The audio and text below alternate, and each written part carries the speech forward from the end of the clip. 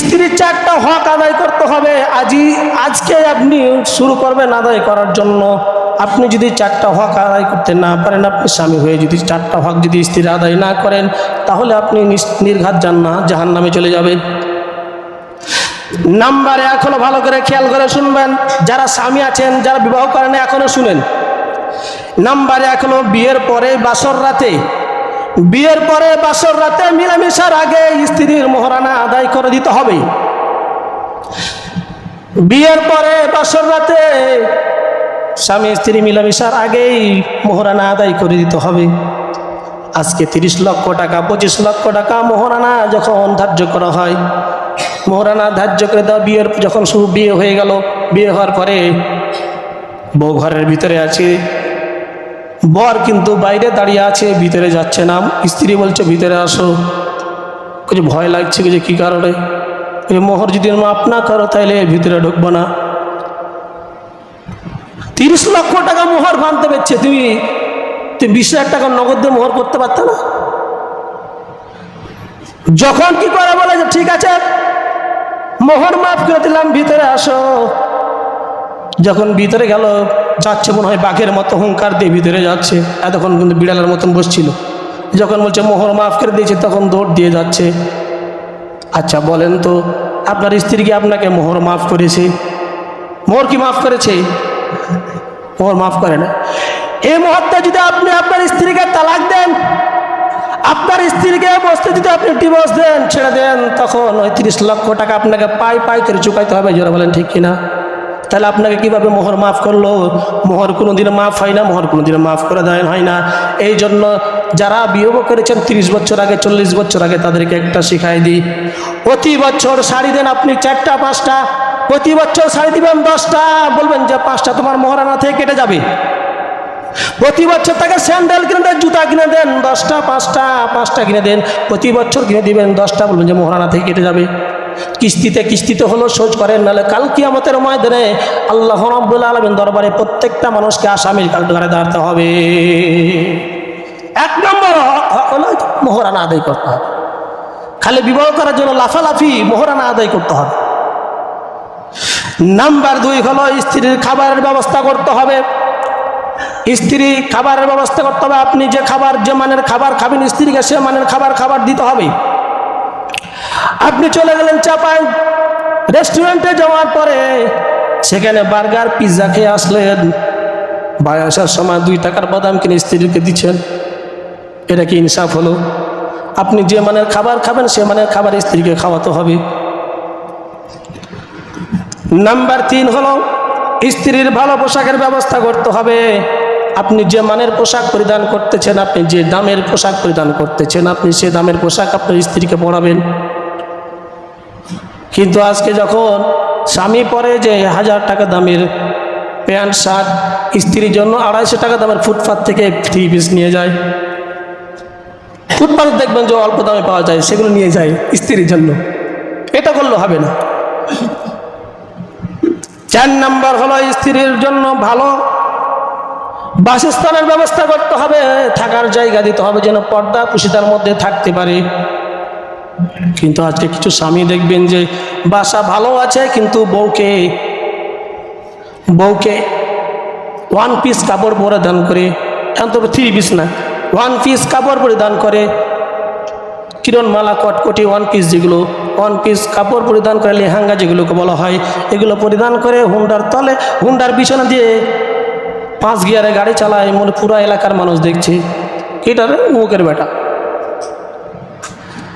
4 নম্বর হলো, বাসস্থান দিতে হবে, যেন সে পর্দা পুশিদায় থাকতে পারে। এই 4টি হক আপনাকে আদায় করতে হবে স্ত্রী। যদি আপনি 4টি হক আদায় না করতে পারেন, আপনার জান্নাতে যাওয়ার কায়দা নেই। সাবধান মা বোনরা কখনো স্বামীকে 5টি কাজ কখনো ভুলে করবেন না। স্বামীর সঙ্গে কখনো 5টি কাজ ভুলে করা যাবে না। 5টি কাজ যদি কোনো মহিলা কোনো স্বামীর সঙ্গে ভুলে করে দেয়, তাহলে মহিলা তার জান্নাত পাবে না, জাহান্নাম চলে যাবে। আমার বন্ধুগণ, আমার ভাইরা, 1 নম্বর, স্বামীকে কখনো অবহেলা করা যাবে না। যারা স্বামী আছেন, আজকে পয়েন্টগুলো মুখস্থ করে যান, বাড়িতে বলবেন। কালকে দেখবেন ইউটিউবে যাবে, ফেসবুকে যাবে, ওয়াজগুলো যারা দেখবেন দেখতে পাবে। এই যে 1 নাম্বার হলো স্বামীকে কখনো অবহেলা করা যাবে না। কিন্তু আজকে দেখবেন স্ত্রীরা দেখবেন যে স্বামীকে অবহেলা করে। স্বামী একটু দেখতে কালো, এই জন্য স্বামীর পাশে পাশে বসে না। স্বামী বেকারের জন্য স্বামীর সঙ্গে ভালো আচরণ করে না। স্বামী গরিবের সন্তান, স্ত্রী ধনীর মেয়ের জন্য 1 গিলাস পানিও দেয় না। মাঠে থেকে আসে, ঘাট থেকে আসে, বাজার থেকে আসে, অফিস থেকে আসে, স্বামীকে 1 গিলাস পানিও দেয় না। স্বামীর শার্টটাও তাকে এনে দেয় না। এরকম মহিলা আছে না নাই বলেন তো? মনে হয় এই পিরানটুলিতে নেই, সব রাবিয়া বছরী আর হাসান বছরী সব এই পিরানটুলিতে। আমার বন্ধুগণ, আমার ভাইয়েরা, তাহলে 1 নম্বর মহিলারা কি করে? স্বামীকে অবহেলা করে। স্বামীকে অবহেলা করে, স্বামী গরিবের সন্তানের জন্য স্বামীকে দেখতে পারে না, স্বামীর সঙ্গে ভালো আচরণ করে না, স্বামীর পাশে ঘুমায় না। তোমার গায়ে দুর্গন্ধ। স্বামী যদি কোনোদিন কি করে, বলে যে ধরো 1 লোকমা খাবার তুলে দিই। স্বামী যখন খাবার তুলে বলছে, আমি কারো হাতে খাবার খাই না। আপনি স্বামীকে যে কথা বললেন, স্বামীর মনে কষ্ট পাবেন কি পাবেন না বলেন তো? এই জন্য 1 নম্বর স্বামীকে অবহেলা করা যাবে না।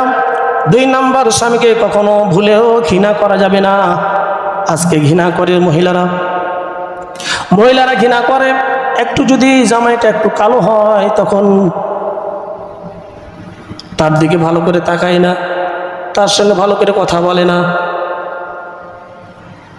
ঘৃণা করে। স্বামীকে ঘৃণা করা যাবে না। স্বামী যদি কোনো কিছু এনে দেয়, ওটা পছন্দ হয় না। 2 নম্বর স্বামীকে ঘৃণা করা যাবে না। কিন্তু আজকের মহিলারা স্বামীকে ঘৃণা করে। আমার বন্ধুগণ, আমার ভাইরা, নাম্বার 3, স্বামীর সামনে অন্য পুরুষের সুনাম করা যাবে না। মহিলারা কি করে? আমার মামাতো ভাই, আমার খালাতো ভাই, আমার চাচাতো ভাই, আমার ফুফাতো ভাই, পার্শ্বে সলিমউদ্দিন কত সুন্দর হ্যান্ডসাম, আর তুমি হচ্ছে কায়লা কুটকুইটা। এরকম আছে না নাই? স্বামীকে কি করা যাবে না? স্বামীর সামনে বলে যে তুমি আমার চাচাতো ভাই, আমার ফুফাতো ভাই, আমার মামাতো ভাই কত সুন্দর হ্যান্ডসাম, সে একটা চাকরি করে আর তুমি তো কিছুই করো না, তুমি তো বেকার, তুমি তো কিছুই করো না, আর তুমি তো কালো, তোমাকে দেখতে ভালো না, নাক চাপা, কান বড় বড়। যে এই যে কথাগুলো যখন কোনো স্ত্রী কোনো স্বামীকে যখন বলে, তখন স্বামীর মন ভেঙে যায়। এই জন্য স্বামীকে কখনো, স্বামীর সামনে কখনো কি করা যাবে না? অন্য পুরুষের কি করা যাবে না? সুনাম করা যাবে না। আরে স্বামী, তোমার স্বামী তো অলরাউন্ডার। সাকিবুল হাসান আছে না অলরাউন্ডার? মনে করবা তোমার স্বামী সব সময় অলরাউন্ডার, কালো হোক আর ভালো হোক, স্বামী তো। নাম্বার 4 হলো, যদি কোনো স্ত্রী স্বামীর ঘরে থেকে অন্য পুরুষের প্রতি আকৃষ্ট হয়ে যায়, পরকীয়ায় জড়িত হয়ে যায়। এই যে এখন দেখবেন যে 50% মহিলা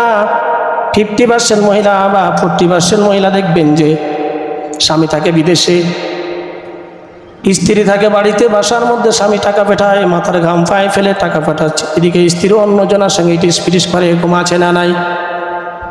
স্বামী দিয়ে বেড়াচ্ছে, তার জন্য, তার খুশির জন্য, তার সন্তানের জন্য কর্ম করতেছে, আর এইদিকে টাকা উড়াচ্ছে অন্য পুরুষের সঙ্গে। এই জন্য 4 নম্বর হলো, স্বামীকে বাদ দিয়ে অন্য পুরুষের সঙ্গে সম্পর্ক করলে কোথায় যাবে? জাহান্নামে যাবে। 5 নম্বর, স্বামীর বাপ মার সঙ্গে খারাপ আচরণ করা যাবে না। ও মা বোনেরা, স্বামীর বাপ মার সঙ্গে কখনো খারাপ আচরণ করবেন না। স্বামীর বাপ মা মানে আপনার বাপ মা।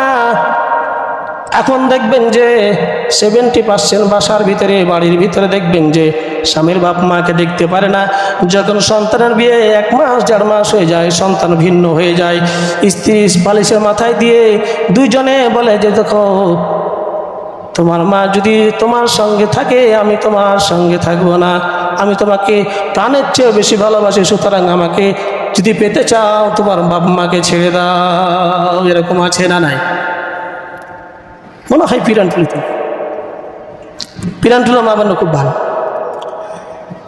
এই 5টি যদি কোনো মহিলা কাজ করতে পারে, কোনো মহিলা যদি কাজ করে, তাহলে সে জাহান্নামী। এই জন্য যুবক যারা আছেন, যারা বিয়ে করেছেন, যারা বিবাহ করেছেন, 2-4টা সন্তানের বাপ, তাদেরকে বলতে চাই সকলের পায়ে হাত ধরে বলে যায় পিতামাতার সঙ্গে ভালো আচরণ করবেন, পিতামাতার সঙ্গে সদ আচরণ করবেন, পিতামাতার সঙ্গে সদ আচরণ করবেন। আল্লাহ রাব্বুল আলামিন খুশি হয়ে যাবে। আর আল্লাহ রাব্বুল আলামিন খুশি হয়ে গেলে দুনিয়ার মধ্যে আপনার কোনো টেনশন না।